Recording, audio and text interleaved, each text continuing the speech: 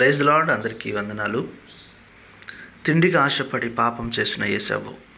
హెబ్రీలకు రాసిన పత్రిక 12వ అధ్యాయము 16-17 చూసినట్లయితే, ఒక్క పూట కూటి కొరకు తన జ్యేష్ఠత్వపు హక్కును ఆమె వేసిన ఏశావు వంటి భ్రష్టుడైనను వ్యభిచారి అయినను ఉండనేమో అని జాగ్రత్తగా చూసుకున్నది. ఏశావు కూడా యవనస్తుడే. యాకోబు ఏశావు కవలు పిల్లలు, అన్నదమ్ములీళ్ళు. అయితే జ్యేష్ఠత్వపు హక్కు అనగా యేసయ్య లోకానికి రావాలి.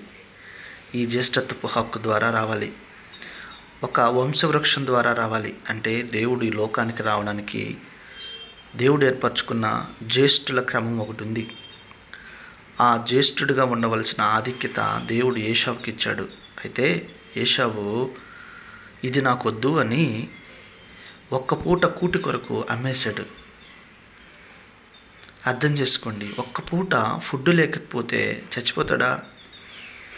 చూడండి, మనం కూడా చాలాసార్లు తిండి కోసం ఆరాటపడుతూ ఉంటాం, ఉబుకులాట.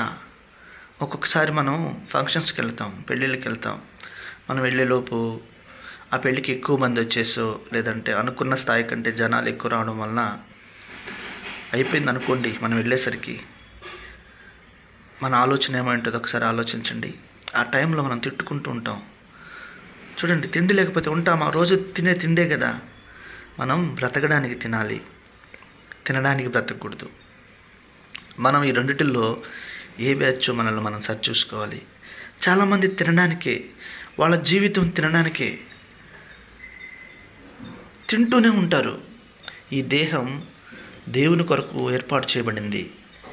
ఈ దేహం, ఈ బాడీని దేవుడు కన్స్ట్రక్ట్ చేసుకున్నాడు ఆయన ఉండడానికి. Your body is temple of God. ఇందులో దేవుని ఆత్మ నివాసం చేస్తుంది. దీనిని నీవు పాడు చేయొద్దు. బ్రతకడానికి తిను, తినడానికి బ్రతకొద్దు. జీవితము నాశనం అయిపోద్ది, పాడైపోద్ది. కొంతమందికి వారి కడుపే వారికి దేవుడు. దారి పొడవున ఏ బడ్డీ కొట్టు, దాని చుట్టూ ఈగల్లాగా మనుషులే. ఒక మాట, మనల్ని మనం కాపాడుకోవాలి. నిన్ను నీవు కాపాడుకో.